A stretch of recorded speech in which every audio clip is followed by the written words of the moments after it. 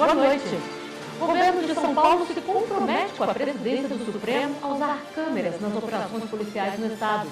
O compromisso foi assumido em ação que tramita sob os cuidados do presidente da Corte, ministro Luiz Roberto Barroso. STF invalida lei que facilita porte de arma de fogo a atiradores desportivos em Mato Grosso. Supremo mantém liminar que suspendeu a aplicação de parecer da AGU sobre demarcação de terra indígena em Santa Catarina. Condenado por furtar itens de decoração de Natal em Florianópolis, é absolvido, com base no princípio da insignificância. Polícia Civil prende 3 influências no Distrito Federal, suspeitas de envolvimento em rede internacional de tráfico de drogas.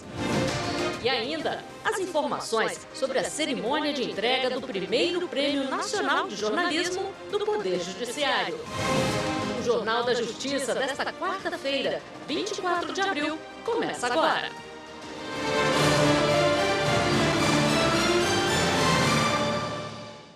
O ministro Alexandre de Moraes, do Supremo Tribunal Federal, não viu elementos concretos que indiquem que o ex-presidente Jair Bolsonaro buscou asilo diplomático na Embaixada da Hungria para fugir do país. A repórter Viviane Novaes tem as informações. A decisão do ministro Alexandre de Moraes foi tomada numa ação específica para apurar se o ex-presidente Jair Bolsonaro, investigado em inquéritos no Supremo, descumpriu medidas cautelares, como a proibição de deixar o país. Uma reportagem do jornal norte-americano The New York Times mostrou vídeos de Bolsonaro chegando à Embaixada da Hungria. O ex-presidente ficou no local entre 12 e 14 de fevereiro, 4 dias depois de ter o passaporte apreendido numa operação da Polícia Federal sobre suposta tentativa de golpe de Estado depois das eleições de 2022. A estadia na embaixada levantou suspeitas de que o ex-presidente poderia estar se protegendo de investigações policiais, já que o território de uma embaixada é da soberania do país que ela representa e não pode ser alvo de batidas de autoridades. O ministro Alexandre de Moraes entendeu que não há indícios de que essa foi a intenção de Bolsonaro. Segundo o ministro, não há elementos concretos que indiquem que o investigado pretendia conseguir asilo diplomático para fugir do país e prejudicar a investigação criminal em andamento. Alexandre de Moraes também afirmou que o ex-presidente não descumpriu a ordem de não deixar o país ao se hospedar na Embaixada da Hungria. Na decisão, o ministro afirmou: os locais das missões diplomáticas, embora tenham proteção especial nos termos do artigo 22 da Convenção de Viena sobre Relações Diplomáticas, promulgada através do Decreto número 5.435, de 1965, não são considerados extensão de território estrangeiro, razão pela qual não se vislumbra, neste caso, qualquer violação à medida cautelar de proibição de se ausentar do país. O governo de São Paulo se comprometeu com a presidência do Supremo Tribunal Federal a instalar câmeras corporais nas operações da polícia no estado. O compromisso foi assumido em ação que tramita sob os cuidados do presidente da Corte, ministro Luiz Roberto Barroso.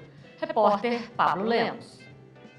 O governo de São Paulo já apresentou um cronograma que estabelece a implementação dos equipamentos até setembro deste ano.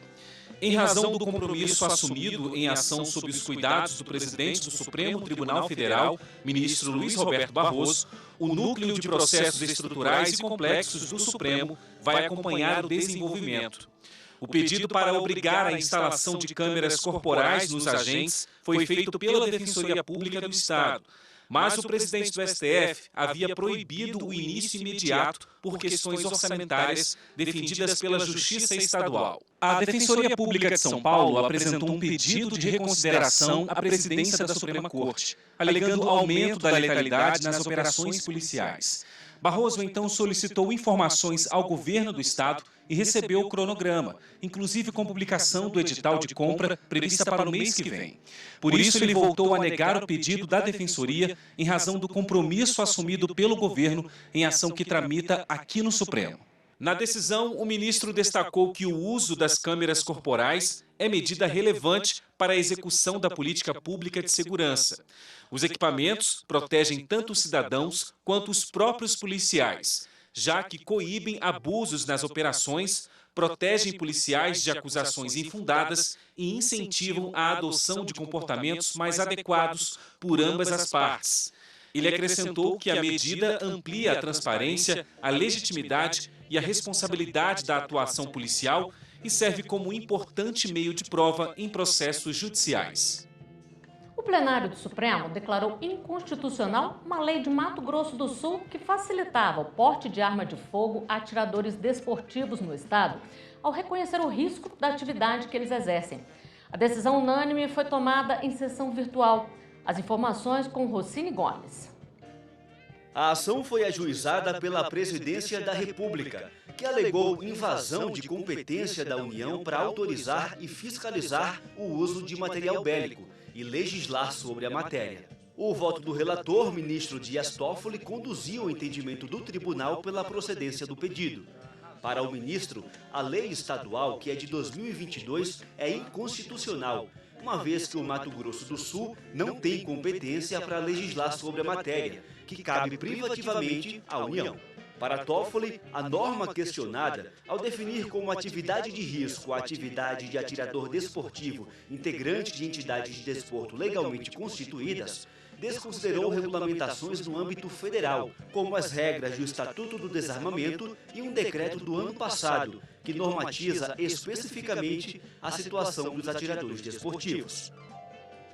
Por unanimidade, o Tribunal Superior Eleitoral aprovou com ressalvas a prestação de contas do Diretório Nacional do Partido Social Liberal, PSL, referente ao exercício 2018. Por maioria, o plenário acompanhou o voto do relator, ministro Ramos Tavares, que determinou a legenda o pagamento de R$ 765 mil aos cofres públicos. O valor deverá ser ressarcido de forma atualizada e com recursos próprios.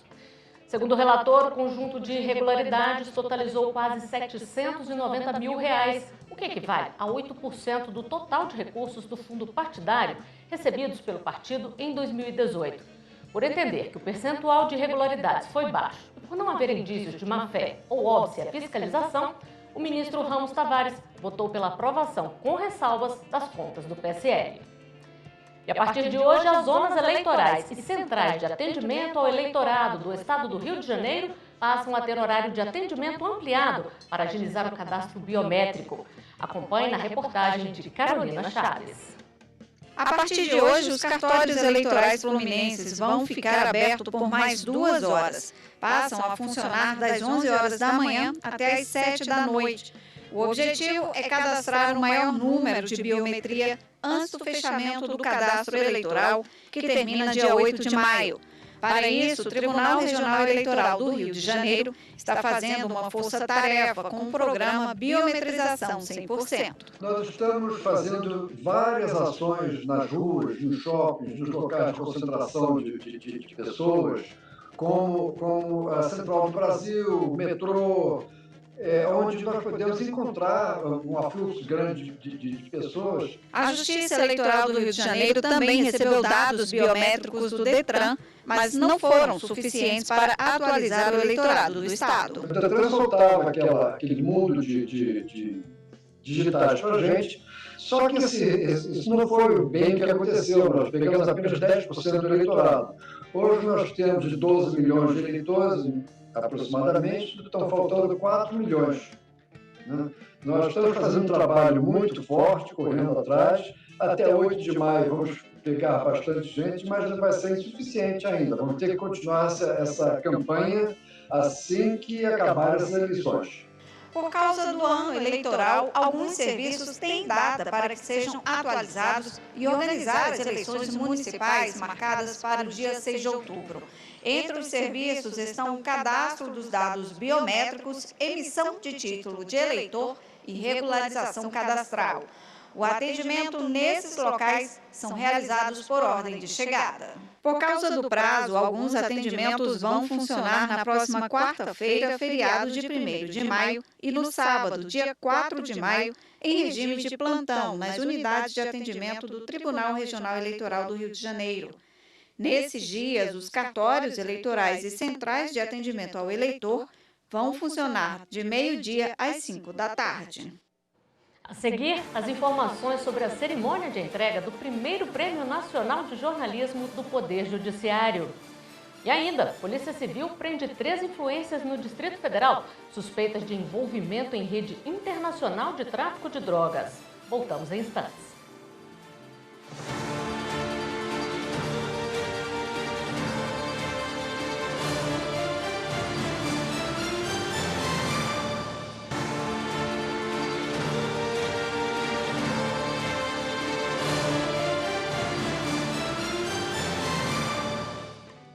O Supremo Tribunal Federal retomou o julgamento de ações que questionam a competência do Ministério Público para instaurar e conduzir investigações. Os processos começaram a ser analisados no plenário virtual, mas após um pedido de destaque, a discussão seguiu para o plenário físico e o julgamento foi iniciado do zero. A repórter Marta Ferreira acompanhou. Os ministros analisam dispositivos de leis que tratam da regulamentação da atuação de promotores e procuradores em investigações criminais. Na prática, o plenário define se integrantes do Ministério Público e do Ministério Público Federal têm poderes para produzir provas de natureza penal, equiparados aos dos policiais, ou apenas podem solicitar à autoridade policial novas provas quando acharem necessário. Os ministros também decidem quais apurações devem ser encaminhadas ao judiciário, em que momento da investigação isso deve ocorrer e se todo o material da apuração deve ser apresentado. As ações começaram a ser analisadas no plenário virtual em dezembro de 2022, mas após um pedido de destaque, a discussão migrou para o plenário físico, iniciando o julgamento do zero. Na primeira parte da sessão, houve as sustentações orais dos envolvidos.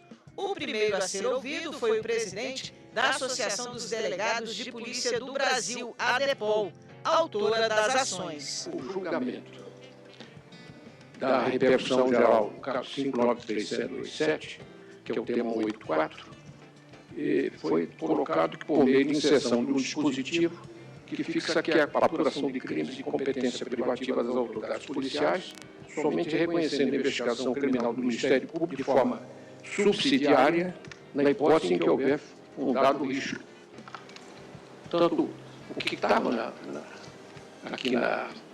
no caso do recurso extraordinário foi colocado como dispositivo no Código de Processo Penal, que ainda não foi concluído.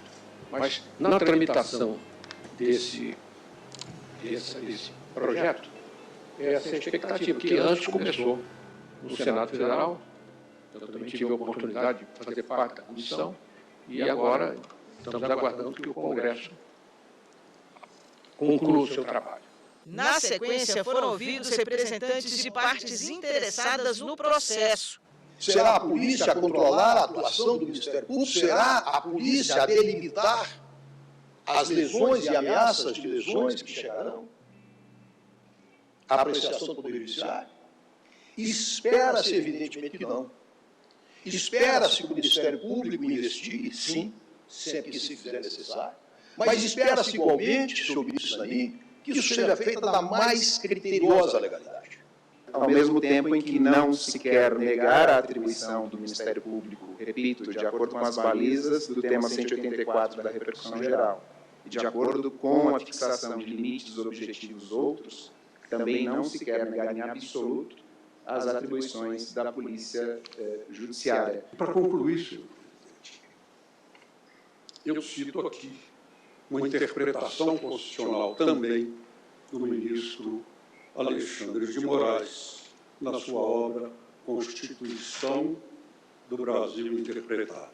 O artigo 127, parágrafo 2º da Constituição Federal, prevê a autonomia funcional e administrativa do Ministério Público. Nós devemos lançar um olhar sobre os limites dessas investigações, que deveriam ter como norte o princípio da supremacia do interesse público, o que efetivamente não é observado na prática, tanto que estamos aqui hoje revisitando essa matéria que já foi objeto de análise por essa Suprema Corte. Por fim, o subprocurador-geral da República, Indemburgo Chateaubriand, se manifestou pela improcedência das ações. O Ministério Público, como disse, concluindo, não defende a ausência de fiscalização das suas atividades persecutórias, em hipótese alguma. O que se busca é dar conformação constitucional ao vocábulo controle, a fim de compatibilizar a supervisão judicial sobre atos ministeriais com o sistema acusatório. Depois do intervalo da sessão, o julgamento foi retomado com a leitura do voto do relator, ministro Edson Fachin. Ele votou pela procedência parcial das ações, sugerindo que os dispositivos questionados sejam interpretados conforme a Constituição. Fachin destacou que qualquer investigação feita por integrantes do Ministério Público deve ser registrada junto ao órgão judiciário. O julgamento será retomado nesta quinta-feira. Daqui a pouco começa no Superior Tribunal de Justiça a cerimônia de entrega do primeiro Prêmio Nacional de Jornalismo do Poder Judiciário, 35 anos da Constituição Cidadã. A repórter Samanta Peçanha tem as informações direto lá do STJ.